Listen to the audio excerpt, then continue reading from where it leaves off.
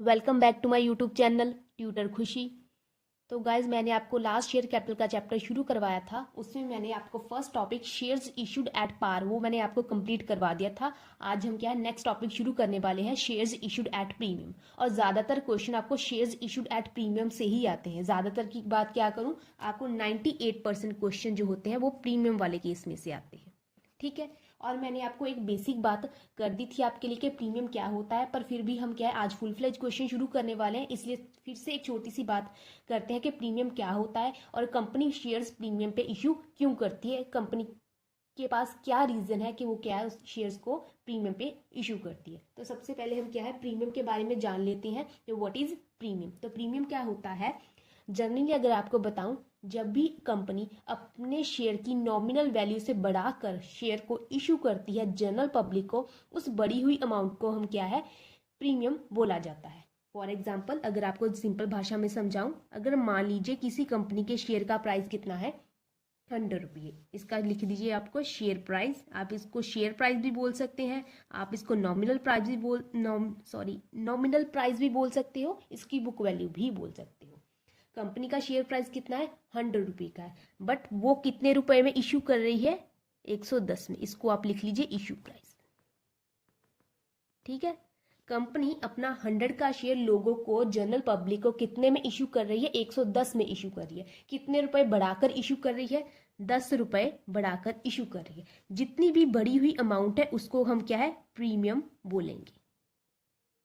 इसको प्रीमियम भी बोला जा सकता है, इसको शेयर प्रीमियम भी आप बोल सकते हो, जो भी आप बोलना चाहो। ठीक है। जब भी कंपनी अपने शेयर प्राइस को नॉमिनल वैल्यू से बढ़ाकर इशू करती है, उस बढ़ी हुई अमाउंट को हम क्या है प्रीमियम बोला जाता है। इस केस में कितना है 10 रुपए। अगर ये 105 में इशू करती तो हमारा प्रीमियम कितना होता 5 रुपए। अगर 102 में इशू करती तो हमारा प्रीमियम कितना होता 2 रुपए। ठीक है। अब बारी आती है कि company why to issue at premium, why to issue at premium. अब प्रीमियम पे शेयर इशू करना ही क्यों है। पार वाला केस तो इजी था, 100 का शेयर था 100 में इशू कर दिया, तो क्या दिक्कत है, ना ही कंपनी को कोई दिक्कत होती है ना ही जनरल पब्लिक को होती है। बट प्रीमियम के केस में क्या होता है, कंपनी अपनी 100 की चीज 110 में इशू कर रही है। कंपनी क्यों इशू कर रही है, इसके पास क्या है। अगर हम पहले कंपनी के पॉइंट ऑफ व्यू से देखें, यहाँ पे आप लिख लो कंपनी। अब कंपनी के पॉइंट ऑफ व्यू से देखें तो कंपनी ये बताकर करती है, जब भी कंपनी शेयर्स इशू करती है तो वो क्या है वाया प्रोस्पेक्टस इशू करती है। प्रोस्पेक्टस मैंने आपको आई थिंक ऑलरेडी बता रखा है प्रोस्पेक्टस क्या होता है। अगर मैंने नहीं बताया है तो प्लीज़ आप मुझे कमेंट सेक्शन में बता दीजिएगा। मैं इसके ऊपर एक छोटा सा आपके लिए शॉर्ट्स में वीडियो बना दूंगी कि प्रोस्पेक्टस क्या होता है और इसका शेयर्स इशू करने में क्या रोल होता है। ठीक है।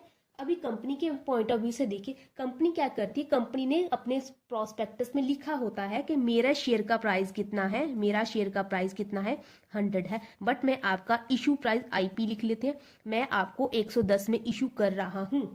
कंपनी ये प्रोस्पेक्टस में लिख कर देती है, मेरा शेयर 100 रुपये का है बट मैं आपको 110 में दूंगा, लेना है तो लो वरना रहने दो। ठीक है। तो कंपनी को तो सीधा सीधा फायदा, उसकी 100 रुपए की चीज के बदले में उसको 110 रुपए मिल रहे हैं, उसको 10 रुपए पर शेयर क्या है बेनिफिट है, पर शेयर बेनिफिट है। तो ये क्या है एक्स्ट्रा इनकम है कंपनी की, यहाँ पे रुपीज है। ठीक है ना। कंपनी 100 रुपए का शेयर 110 में इश्यू कर रही है तो उसको 10 रुपए पर शेयर बेनिफिट हो रहा है। दैट मीन के एक्स्ट्रा पैसे कंपनी के पास आ रहे हैं। तो कंपनी को क्या दिक्कत है, कंपनी को तो वैसे ही पैसों की कोई ऐसा इश्यू होता है उसके पास जितने पैसे आ जाए उतना ही उसके लिए बढ़िया। पर यहाँ पे हम बात करते हैं जनरल पब्लिक की। जनरल पब्लिक अब देखिए लिखा है, सीधा सीधा लिखा हुआ है, क्या लिखा हुआ है कि शेयर कितने का है 100 का है, बट कंपनी हमें कितने में दे रही है 110 में दे रही है।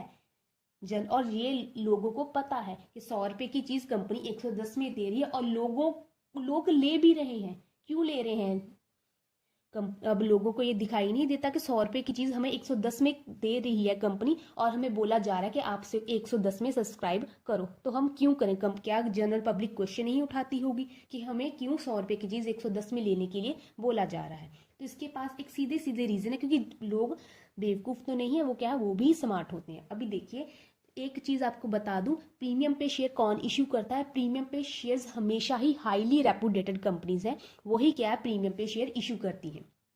ठीक है, हाईली रेपुटेटेड कंपनी होती हैं, वही क्या है, प्रीमियम पे शेयर इशू करती हैं।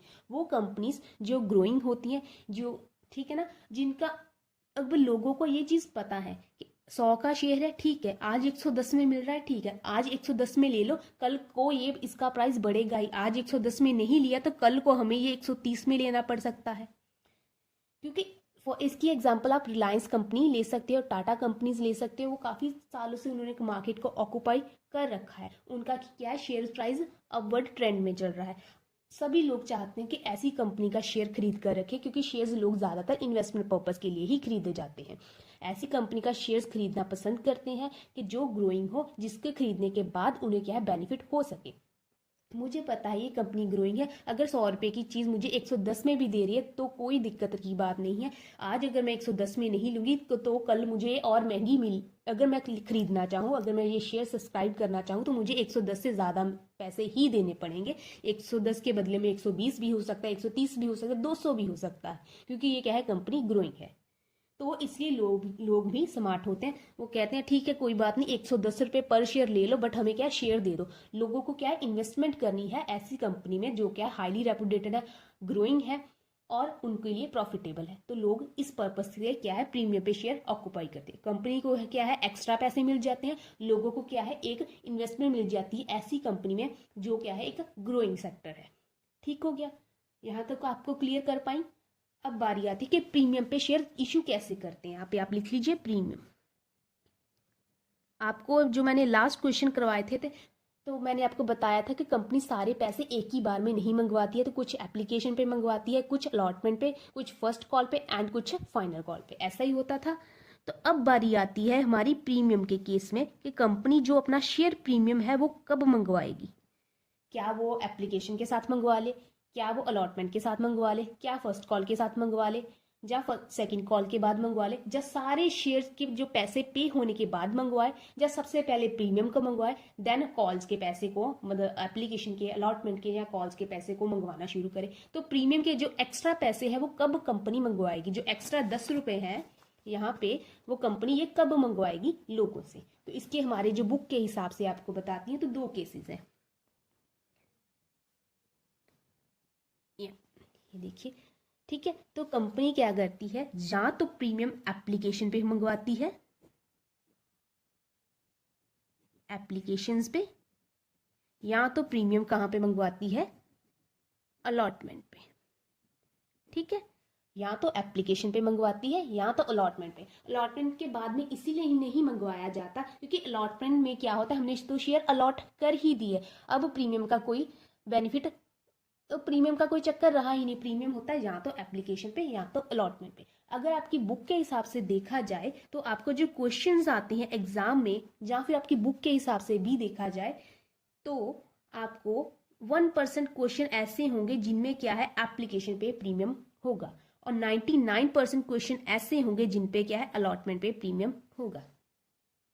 और आपको दोनों में से कोई भी केस एग्जाम में आ सकता है, ऐसा नहीं है कि इसका 1% है तो इसके आने के चांसेस नहीं है, इसका 99% है तो इसके आने के चांसेस ज्यादा है। आपको कुछ भी एग्जाम में डाला जा सकता है, ऐसा कोई दिक्कत की बात नहीं। हार्डली एक एंट्री में ही चेंज होगा, बाकी सारा क्वेश्चन आपका सिमिलर ही होगा। तो कैसे प्रीमियम को मंगवाया जा सकता है, ये मैं आपको एक क्वेश्चन के जरिए अभी समझा देती हूँ। तो मैंने आपके लिए एक छोटा सा क्वेश्चन लिया है। आज मैं आपको एप्लीकेशन पे प्रीमियम वाला क्वेश्चन करवा रही हूँ, कल आपको अलॉटमेंट पे प्रीमियम वाला करवा दूंगी, उसके बाद call in year, call in advance, जो भी आपके टॉपिक जैसे जैसे आते जाएंगे वैसे वैसे आपको कवर अप करवाती रहूंगी। होपफुली मैंने आपके लिए प्रीमियम की बेसिक बात जो है कंप्लीट कर ली है। अगर आपको फिर भी नहीं समझ आया तो आप मेरे कमेंट सेक्शन में आप बता सकते हैं, मैं आपको क्लियरली अच्छे से और बेटर वे से समझाने की कोशिश करूंगी। तो मैंने आपके लिए क्वेश्चन लिया, तो आप क्वेश्चन को पढ़ें। Issue of shares at premium, ठीक है। Nexa limited issues share to public of 30,000 at 10 each। Nexa limited ने क्या किया है, वो शेयर्स इशू कर रही है लोगों को, कितने, 30,000, और एक शेयर का प्राइस कितना है, 10 रुपये। Shares issued with 3 rupees premium, और शेयर्स पे क्या है, 3 रुपीज का प्रीमियम है। मतलब कि 10 रुपये का शेयर है, 3 रुपये प्रीमियम के हो गए, तो शेयर्स के कितने पैसे कंपनी रिसीव कर रही है, 13 रुपीज पर शेयर। कंपनी का शेयर कितना है, 10 रुपये का है, बट लोगों से कितने ले रही है, 13 रुपीज पर शेयर ले रही है, इंक्लूडिंग 3 रुपीज प्रीमियम। उसके बाद उसने इसको क्या आगे डिस्ट्रीब्यूट किया हुआ है, आगे एप्लीकेशन पे 6 रुपये रिसीव करिए, साथ में ब्रैकेट में लिखा है इंक्लूडिंग प्रीमियम। प्रीमियम के साथ 6 रुपये रिसीव कर रही है, अलॉटमेंट पे 2 रुपये रिसीव कर रही है, फर्स्ट एंड फाइनल कॉल पे 5 रुपये रिसीव कर रही है। तो अभी देखिए एप्लीकेशन के साथ लिखा है ब्रैकेट में इंक्लूडिंग प्रीमियम, दैट मीन के प्रीमियम कहाँ पे है हमारा, प्रीमियम हमारी एप्लीकेशन पे है। ठीक है, तो इंक्लूडिंग प्रीमियम है 6 रुपीज, तो प्रीमियम है हमारा 3 रुपीज, तो 6 में से 3 रुपीज को निकाल दिया प्रीमियम को, तो एक्चुअल हमारी एप्लीकेशन अमाउंट कितनी बनी है, 3 रुपीज। तो ये क्या है हमारी एप्लीकेशन अमाउंट, ये हमारी एक्चुअल एप्लीकेशन अमाउंट है। यहाँ पे जो एप्लीकेशन अमाउंट है वो 6 रुपये दी है इंक्लूडिंग प्रीमियम, तो प्रीमियम को हटा दिया गया है, तो एक्चुअल एप्लीकेशन कितनी बनी है हमारे पास, 3 रुपीज। यहाँ तक क्लियर है। अब इसको क्या है, हम जनरल एंट्री में सॉल्व करना शुरू कर देते हैं। यहाँ पे आप देखिए, ऐसे रख लो कॉपी तो आपको दिक्कत तो नहीं होगी। तो सबसे पहले हमारी पहली एंट्री जाएगी, आपको पता है सबसे पहले हम क्या है, पैसे रिसीव करते हैं एप्लीकेशन के, तो यहाँ पे एंट्री आ जाएगी bank account debit to share application account.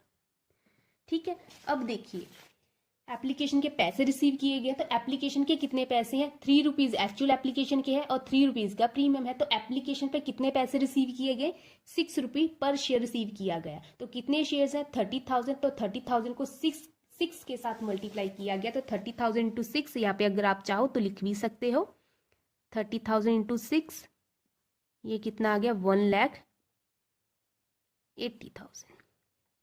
ठीक हो गया, तो यहाँ पे भी आ जाएगा 1,80,000। ये आपका खत्म हो गया। अब सेकंड एंट्री आ जाएगी, इसको एप्लीकेशन को हम कहाँ पे ट्रांसफर करते थे, shares application account debit to share capital.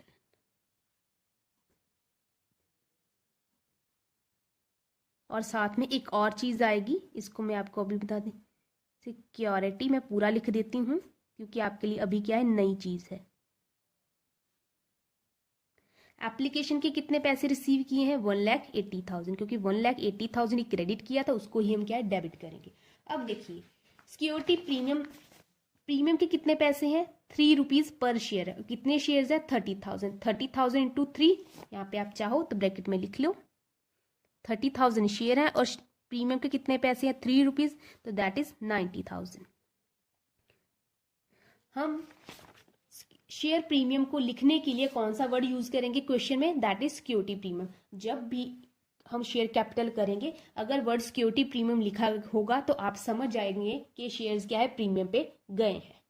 ठीक है, तो एक्चुअल हमारी एप्लीकेशन अमाउंट कितनी है, 3 रुपीज है, तो 30,000 टू 3, तो 90,000 की एक्चुअल एप्लीकेशन बनी है, और 30,000 का, सॉरी हाँ 90,000 की एक्चुअल एप्लीकेशन बनी है, 90,000 का हमारा क्या है, प्रीमियम है।